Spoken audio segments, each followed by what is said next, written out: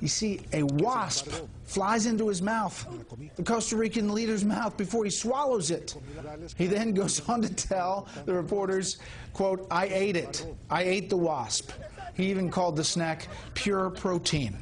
Eventually, as you see, he gets some water to wash it down.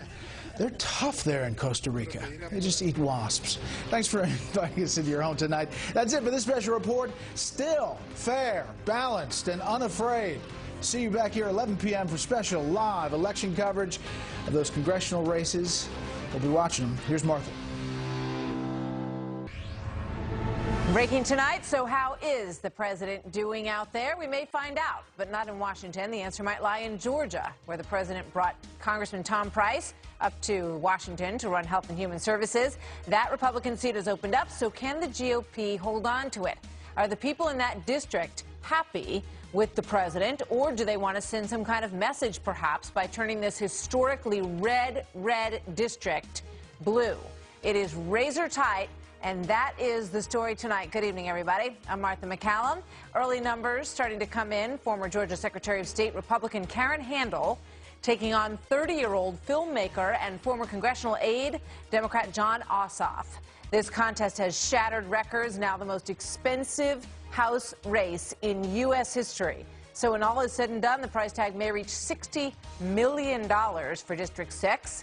Much of the cash for Democrat Jon Ossoff flowing in from out of state, a lot of it coming in from California, raising a lot of new questions about the influence of money in politics. So in moments, Republican National Committee Chairwoman Ronna Romney McDaniel is here on what this race means for Republican hopes for the midterms and beyond. But first, we go to Fox's Jonathan Seri, live at Jon Ossoff's campaign headquarters in Atlanta. Good evening, Jonathan. Good evening, Martha. There may be a slight delay in tabulating all the votes. While most of the polls closed at 7 o'clock, two polling locations remain open. Two voting locations remain open because of some problems with the electronic voting machines. And so an elections judge ordered those two polling sites to stay open for an extra half hour. Now, that has not affected turnout, including the storms that came through here. People just showed up with their umbrellas in large numbers. Early voting, huge numbers of early voting, and of course spending on this U.S. House campaign, the highest amount of spending on a U.S. House race in history. The Georgia 6th district normally favors establishment Republicans. They win by wide margins, but when you look at the November presidential election, Donald Trump had to fight for this district. He won by less than 2%, and so Democrats see a potential inroad here. Jon Ossoff, throughout the campaign, has been trying to campaign as a moderate, reaching out to moderate Republicans and independent voters in this district, which is going to be key if he's going to flip this district from red to blue. And now my colleague Steve Harrigan is available covering Karen Handel. Steve? Thanks, Jonathan. Just 2 miles away here with the Republicans in what could turn out to be a very close and hard-fought battle. Karen Handel was out there in the rain throughout the day, really trying to fight for those last votes. She has gotten a tremendous amount of support throughout this campaign from the president on Twitter. She's also had several cabinet ministers come down here as well to try and campaign with her in person. But despite that, she's tried to make this not a national race, trying to focus instead on the local people here and the local issues. She has tried to paint her opponent, Ossoff, as an outsider. She says he is too young, too naive to run this district, and over again she has tried to link him to the far left, saying he is a pawn of the far left. Her supporters are gathering here now in what was for 40 years a reliably Republican seat, which could turn into a very close race late tonight. Martha, back to you. All right, as we wait for those results, Steve, thank you very much. Here now in an exclusive interview, Ronna Romney McDaniel, chairwoman of the Republican National Committee. Ronna, welcome. Good to see you tonight. So how do you think, to be here. Thanks for having me. How do you think this race is shaping up? Are you getting any indication? Yeah, we started to see momentum shifting towards Karen Handel at the latter stages of the early vote. It's going to be tight. It's going to be neck and neck. You're going to see high voter turnout. I'm cautiously optimistic, but it really is going to depend on turnout today. Yeah. And how's turnout looking so far? I haven't seen any indications yet. I think it's good. I mean, we need to see good turnout in Cobb County and northern Fulton County. Those are going to be the areas that we're going to be looking at. We're pleased that Karen started to take the lead in the early vote towards the latter stages of voting. That's a good trend line for her. And she represents the district. The voters of Georgia 6 know her. She served them. Jon Ossoff, of course, is from outside the district. He can't even vote for himself today. Most of his monies come from out of state. You know, California doesn't need a 54th congressman. Georgia needs somebody who's going to represent their district. So the early numbers in terms of early vote, about 140,000 early vote. And just to give people a sense, in the 2014 midterm, there were 210,000 votes cast. So there was a significant amount of early vote here. You know, how do you feel that went? Do you think it leaned GOP or do you think it leaned Dem? You know, how do your voters vote in that district in terms of early voting? It's neck and neck in the early voting, according to what we're seeing, and I think Karen Handel's going to have an edge on Election Day voting. We think this is going to be a record turnout. Like you said, in 2014, you saw 210,000 voters turn out. I think you'll see between 230 and 250,000 voters turn out for this special election. The interest is very high, and each of them are making their case, and of course Karen's better suited to represent that district. So what about the fact that Jon Ossoff has sort of presented himself as a middle-of-the-road candidate, especially in the final weeks of this of the campaigning period here? And, you know, President Trump has a 39% approval rating, and Karen Handel has said, you know, I'm not an extension of the White House. So how's that going to sort out? Well, Jon Ossoff's really tried to be all things to all people. So he's taking his money from California and New York, from the liberal side of the Democrat Party. But in district, he's not talking about President Trump. He's saying, I'm going to go to Washington and work with Republicans. He's saying he's going to fight raising taxes. So he's trying to play himself as some moderate Democrat. We know he's going to go to Washington and vote with Pelosi 100% of the time. So he's trying to have it both ways within the district. I think the voters are seeing that.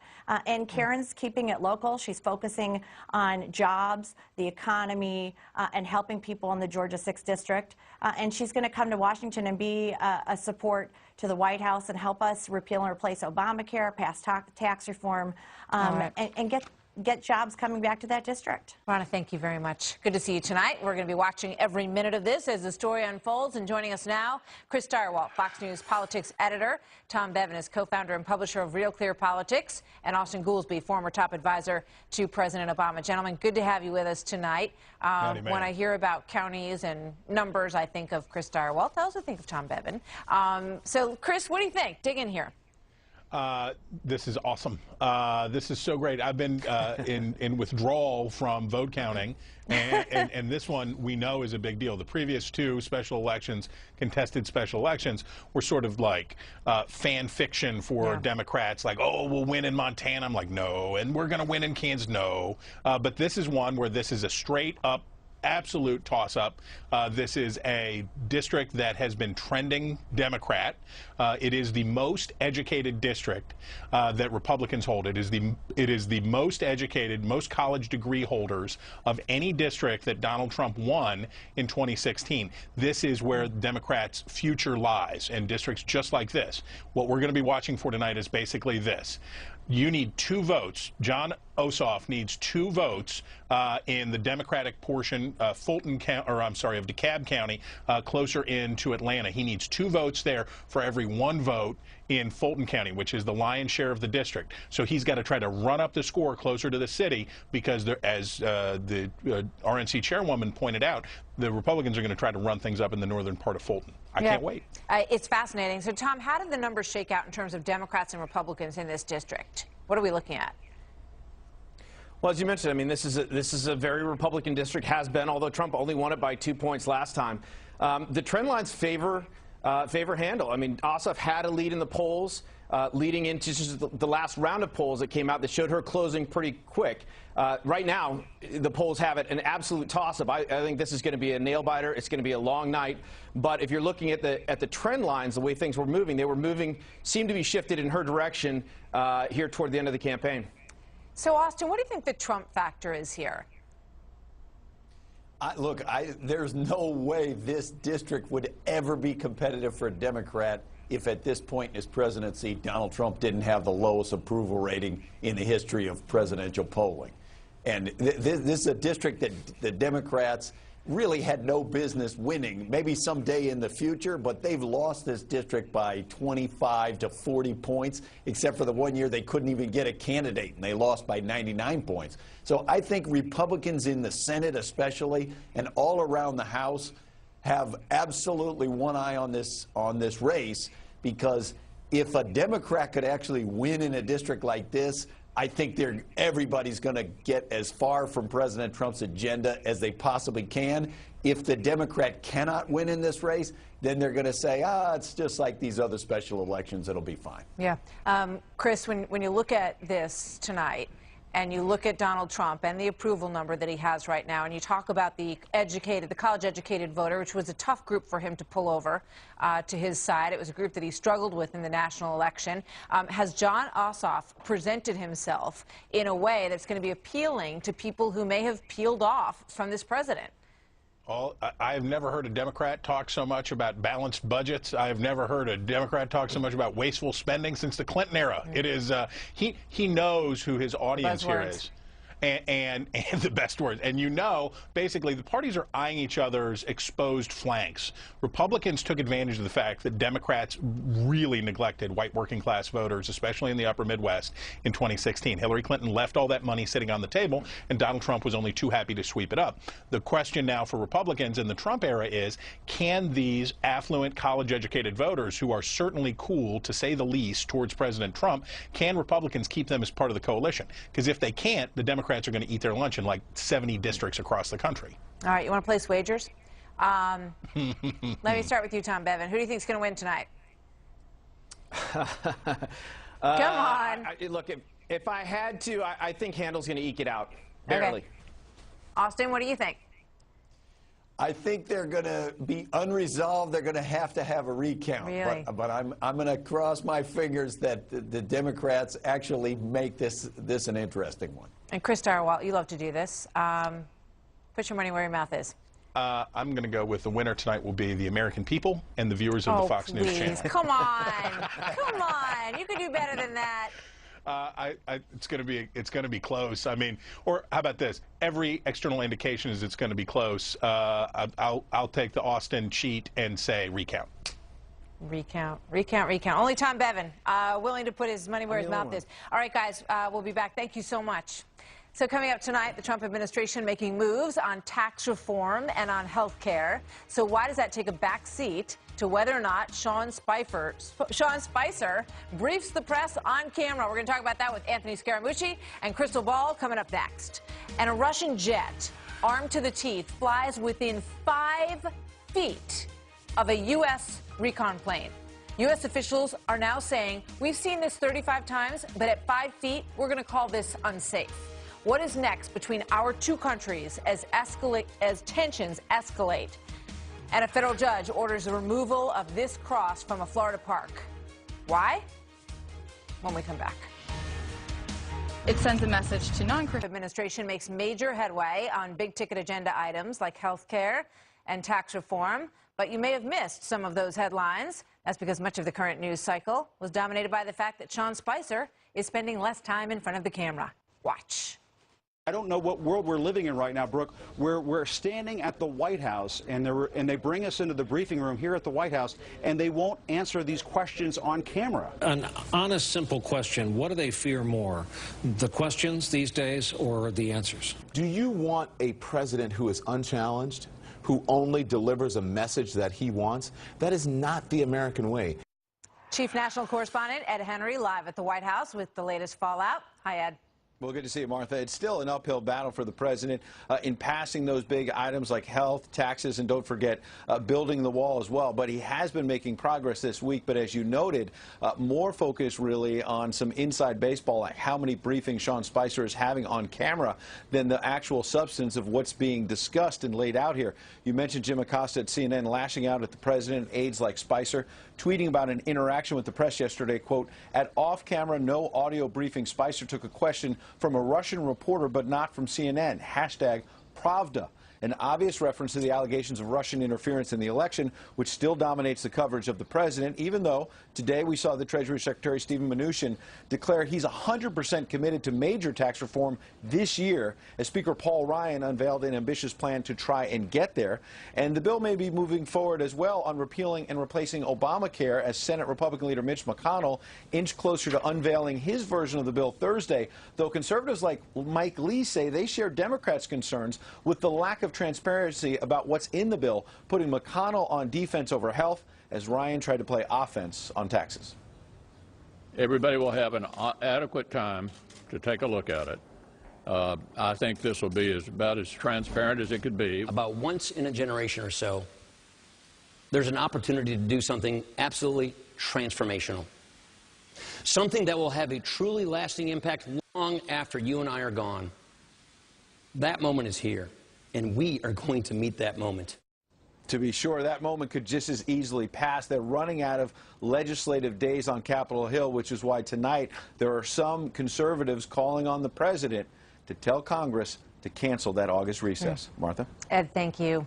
So here's my story today. While all this was going on, this Twitter exchange broke out and got tons of attention. You see, a reporter asked why there are more off-camera briefings lately and texted senior strategist Steve Bannon to ask why. She was answered with a curt text that read, "Sean got fatter." This launched a Twitter war between Chelsea Clinton and two conservative writers. Charlie Spearing offered this keen insight about the Bannon quip, which sounded about right. "It's a joke, people." To which Chelsea Clinton responded, "Oh, okay, so using fat shaming to avoid answering questions about increasing opacity, got it." 2017. Jim Hansen, former special ops, chimed in. PR managed response from the humor-impaired left. "It was a joke." Finished by Clinton. "Hi, Jim. Just me as I was standing in line at Starbucks earlier. Fat shaming isn't a joke I find funny, ever," she said. So in the midst of a congressional shooting, the death of Otto Warmbier, Russian jets buzzing U.S. pilots, off-the-cuff sarcasm from a typically acerbic Steve Bannon sent some into a safe space tizzy over the horrors of fat shaming in the larger context of the White House that spews tweets and leaks on a daily basis as being too opaque. Spicer answered with an on-the-record, on-camera briefing. All journalists want the big questions answered, and the White House must be transparent. As taxpayers, everyone there works for all of us. However, this spiral from joke to tirade may reveal more about the Twitterers and the texters, all hyper-focused on their inside-the-beltway noise than much else. That's my story, and I'm sticking with it. So let's bring in our panel, see what they think about all this. Anthony Scaramucci was member of the Trump Transition Team Executive Committee, and Crystal Ball, Executive Director of the People's House Project. So, Crystal, let me start with you. Okay. What do you think? Well, Sean Spicer being fat-shamed is probably number 987 on my list of concerns about this White House. But, you know, I think it's a real challenge covering this White House in this era because there is a whole lot going on. To your point, I do think that we've failed in a lot of respects to cover the big issues, things like health care, things like the fact that the Dodd-Frank financial bill was essentially repealed in the House. At the same time, the changes in the briefings are substantive and significant, and here's why. This is an administration, and this president has been incredibly hostile to the press from the way that he campaigned. Do you think the press has been hostile to him? To Steve Bannon's calling the press the enemy of the people. Well, the press is supposed to be aggressive. They're supposed to be asking the tough questions. But have they been That's hostile, is my question. I wouldn't say they've been hostile, no. I think that they've been trying to hold them to account. So given that context of that hostility coming from the administration, when you see these sorts of shifts, it is troubling. You worry about whether this is eroding what has been part of what's made our country great, which is a free press. I think of that. Well, the first thing I was thinking of, thank God I didn't have the donut in the green room before I showed up on the set. That was the first thing I thought of. The second thing is that the press has been hostile, and so you know, and they've been hostile from the beginning of the campaign right up until today. And the reason why they're so hostile is that this is such a disruptive, transformative candidate who has brought an economic A-team together, who kept the House and Senate, who is a transformative leader, but he's not styled in the way that the media elites like. And so I don't know. The media elites sure liked him at the beginning of the campaign when they were showing an empty podium that said Donald Trump instead of Hillary Clinton. And that's what's so interesting here. But they actually didn't, because in the beginning they were giving him that because they're like, okay, this is going to flame out and it's not, he's never going to be the president. and there were people all over the media that said this will never happen. That's absolutely and there were right. some of us, frankly, here, you know, at Fox and other places that looked at the exit polls and said, okay, he's likely not going to win on election night. And so to me, the media at that point thought he was a joke. And now he's the president of the United States. He's our president, and I think they should give him a fair shake. The American public does not think that they're giving him a fair shake. I mean, I think that 71% of the people in the CBS poll said the guy doesn't get treated fairly, and so I think that's not what the poll said. What did the poll say? Well, the poll said that they felt we can put it up. Yeah. 71% say as the president faced more or less criticism than recent presidents. 71% said more. The same poll also showed rising concerns from Republicans about the president, and the overall approval rating at 36% now, which is very low. Right. And what you've had from the very beginning of this administration, and let's put the Russia questions and that investigation aside, because I think that's a very sort of partisan lightning rod. But the fact is, from the beginning of this administration, his initiatives have been rolled out in an incredibly incompetent way. You've had sort of chaos. You've had leaks coming out of the administration. So, yes, I do think he's been criticized more than other presidents. I also think he's deserved that criticism. I think there's an irony, though. You know, this transparency issue, there's an irony in it. I feel like you get more leaks out of this White House, and you get more tweets out of this White House. Go ahead. I think the leaks are terrible and unfortunate. But we know a heck of a lot about what's going on in the White House. It's unsportsmanlike conduct for people inside the White House. I ask you guys, please stop doing that. It's just unsportsmanlike, and it doesn't serve the president. But as it relates to the president's process and what he's doing, he has been transformative. If you look at the executive orders, you look at the legislation that's been put forth, and like if what? he, I mean, well, let's talk about the health care for a second. Mess. He got the health care passed in like 117 days. Polling at about 17% He's on his way to get the approval. health care passed in the Senate. That's because people don't fully understand it yet. Because the Senate won't tell us what's in the bill. But once the people fully understand it, that bill's going to be rolled out on Thursday. Yeah, and the Senate will explain it. When you move from this sort of command and control government healthcare system to a more market-based healthcare system, that is better for everybody. I don't have to bring out Adam Smith's text to explain that to people, but the invisible hand will help make the system, like it's done in data, transmission, telecommunications, airlines, and every other facet of our technology and economy, it'll be lower priced and better service. And there's no question that the stock market feels very positive There's no about the underlying. that says what you just said about the health care bill So that came out of the House. Well, why don't we let it roll out and let's watch phase 1 and phase 2 take place and set in. Because I don't want 23 million people to lose health care in our attempt Well, they're probably going to lose it anyway. They have very few choices in any states across the country. We both know that the current system is going to implode on itself.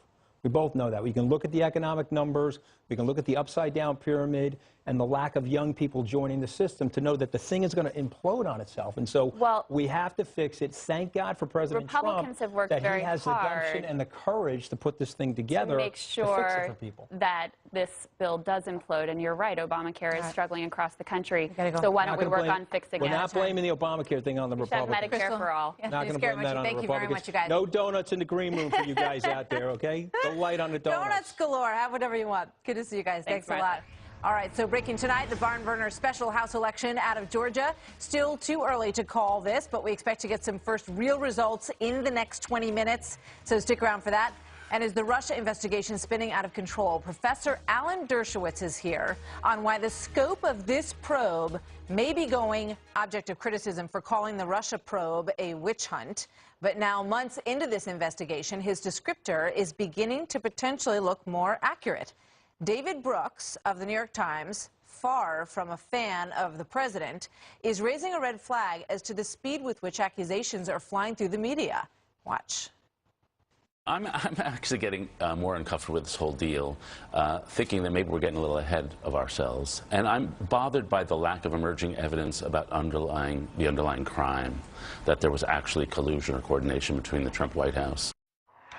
That was shocking. Joining me now, Alan Dershowitz, Professor Emeritus of Harvard Law School. Great to have you with us. My pleasure to be here. Thank you. I've been looking forward to being on your show. Thank you. We've been looking forward to having you. I want to put up one more piece of David Brooks's piece, because as we say, he has been highly critical of this president. So this is a very big about face for him. He said, quote, "Things are so bad that I'm going to have to give Trump the last word." On June 15th, he tweeted, and he goes on to say, this is the tweet that he refers to. They made up a phony collusion with the Russian story, found zero proof, so now they go for obstruction of justice on the phony story.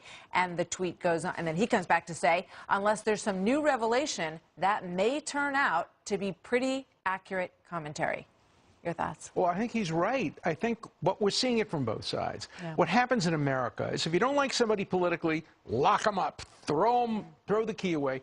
Each side criminalizes political differences with the other side.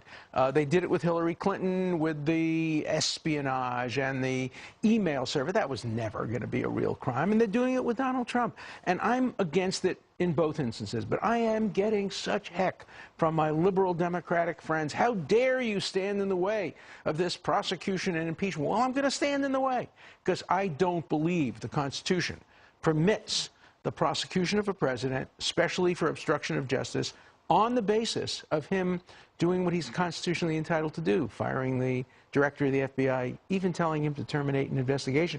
As to the Russian collusion, the worst case scenario is still not a crime.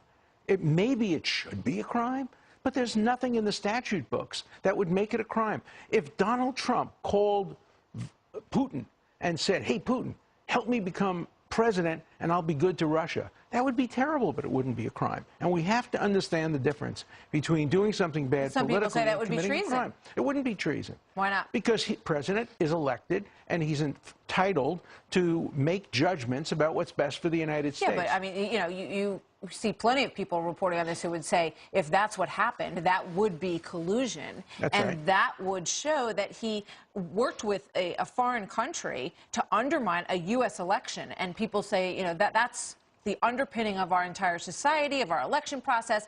So you're saying it would be reprehensible, but not illegal. It wouldn't be illegal because the Putin could.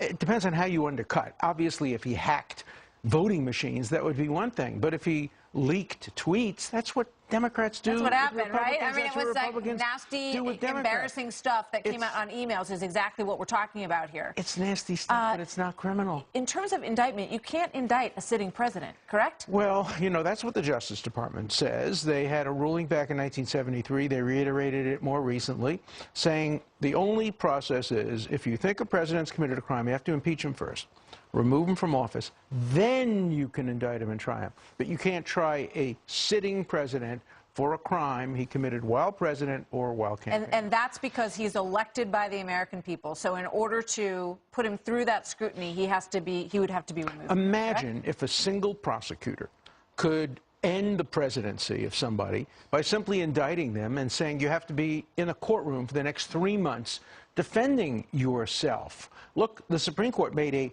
terrible 9-0 decision with Clinton. When Bill Clinton was sued by Paula Jones, the Supreme Court 9-0 said he could be sued while he was a sitting president. That's dumb.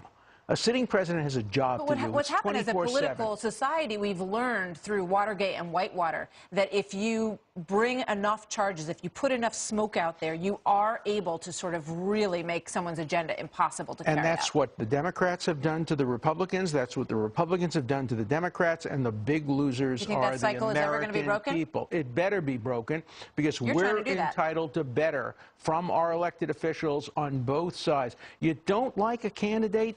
Campaign against him. Go to Georgia. Help the Democrat win the election if you don't like the president. But don't charge him with frivolous crimes which can't be prosecuted under our Constitution today. It just takes time away from the president trying to achieve his agenda. He was elected. You know, we lost. Yeah. Face it, we lost. We're going to try to win again, but we lost last time. And the answer to that is not making crimes out of political differences. Thank you, Professor Dershowitz. Great having you here. Thank you. Hope you'll come back soon. All right, so breaking tonight, this story out of Brussels. Police thwart a potential terror attack, taking down a suicide bomber in a busy train station before he hit innocents. Former House Intelligence Chairman Pete Hoekstra is with us on the third terror attack on the European continent in the last 2 days. An atheist forced a symbol of hope and faith that has been in one community for nearly 70 years to be taken down. Governor Huckabee is here with that fight from Pensacola when we come back. A major terror attack today at a Brussels train station when they shot a suspect with a suicide vest. Soldiers quickly neutralized the man after he set off a small explosion, which you can see in this photo. You might remember that in March of last year, 3 coordinated attacks at the city's airport and train station left 32 people dead. Here now is Pete Hoekstra, the former House Intel Committee chairman. This is the 3rd attack on the continent in the last couple of days, or excuse me, including Paris and the UK. Pete, what do you make of all this? Well, I think it's disappointing, but we can describe this as the new normal in Europe. These are problems that have been festering. People have been predicting that this was going to be happening. This is the thing that we're going to be reading about and Europe is going to be experiencing on a regular basis for the foreseeable future. In terms of getting better at it, I mean, thank goodness this man was neutralized, as they put it, before he could blow up his suicide vest. We saw a similar thing on the Champs-Élysées in Paris yesterday. Right. Are we getting better at tracking and finding these guys? Well, I don't think we found them. They found us. They found the law enforcement officers, and luckily, not luckily, these guys were prepared. These law enforcement officials were prepared to deal with the situation. They dealt with it quickly and effectively. It appears that the attackers in both those cases were maybe not that well trained, that their devices malfunctioned and didn't carry out the kind of destruction that they were hoping that they would.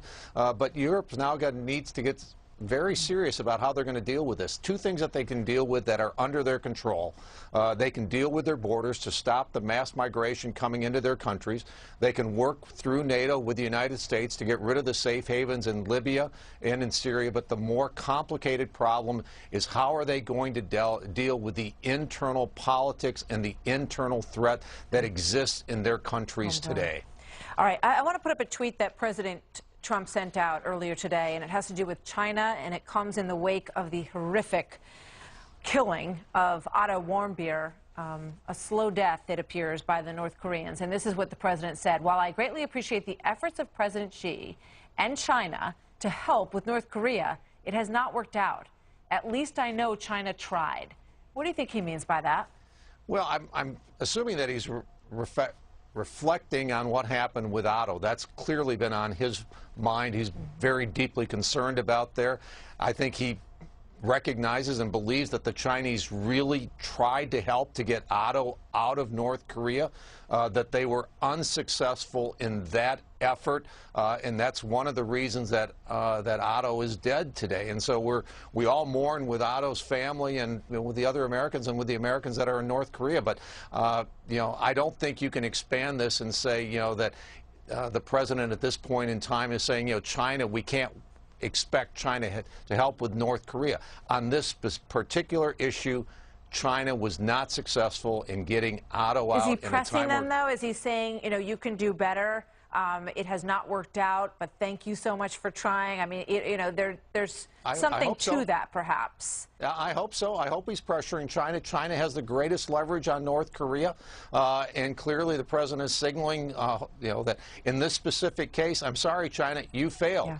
We had specific objectives. We still have 3 Americans. Help us there. If you can help us on these issues, we have some expectation that you can help us on the bigger issues, which are the nuclear weapons and the missile development. Well said.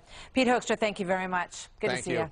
Yeah, good to see you. So as you know, tonight we're keeping a very close eye on the special election that is taking place in Georgia tonight in District 6. We have just started to see some of the numbers rolling in, and we will put them up for you so you can see how this is shaping up next.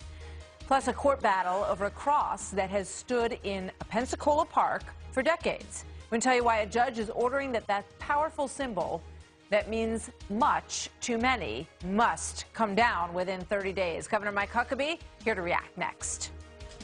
This cross has been there for 60-plus years. No one has ever seriously argued that this is an establishment of religion by the city of Pensacola.